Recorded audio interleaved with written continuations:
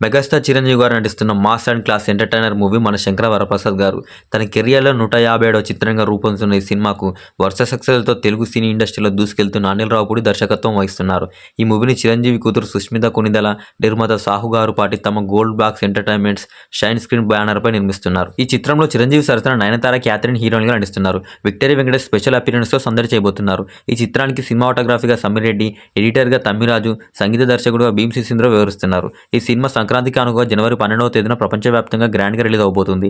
ఈ సినిమా భారీ అంచనాలతో ప్రేక్షకుల ముందుకు వస్తున్న నేపథ్యంలో ఈ సినిమాను censor board of film certificate review చేసింది. ఈ సినిమాకు సెన్సార్ ఇచ్చిన సర్టిఫికేట్ ఏంటి, వారి నుంచి వచ్చిన ఫీడ్బ్యాక్ ఏంటి, రన్ టైం ఎంత, అనేక వివరాలకు ఒక్కసారి వెళ్దాం.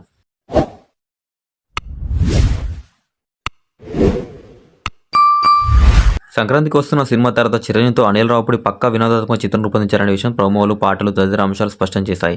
గత చిత్రాలకు అనుసరించిన సక్సెస్ ఫార్ములాని ఈ సినిమాకు ఆయన అనుసరించారు. ఫన్, ఊరమాస్, ఫ్యామిలీ తరహా రొమాన్స్ అంశాలతో మరోసారి తన అదృష్ట రేఖను బాక్సాఫీస్ వద్ద పరీక్షించుకునేలా ఈ సినిమాను రూపొందించారనే ప్రచారం ట్రేడ్ వర్గాల్లో జరుగుతుంది. ఇలాంటి అంచనాల మధ్య చిత్రాన్ని సెన్సార్ అధికారులు వీక్షించారు. ఈ సినిమాలో అభ్యంతరాలు వ్యక్తం చేసేంతగా సన్నివేశాలు లేకపోవడంతో ఈ ప్రక్రియ ఫార్మాలిటీగానే జరిగిపోయింది. కొన్ని సన్నివేశాల్లో డైలాగ్స్ గురించి సెన్సార్ అధికారులు తమ కన్సర్న్ తెలియజేశారు.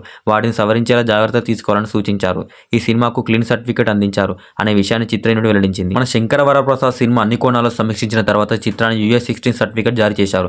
దాంతో ఈ సినిమాను 16 ఏళ్లు నిండిన వారు ఎలాంటి అభ్యంతరాలు లేకుండా చూడవచ్చు.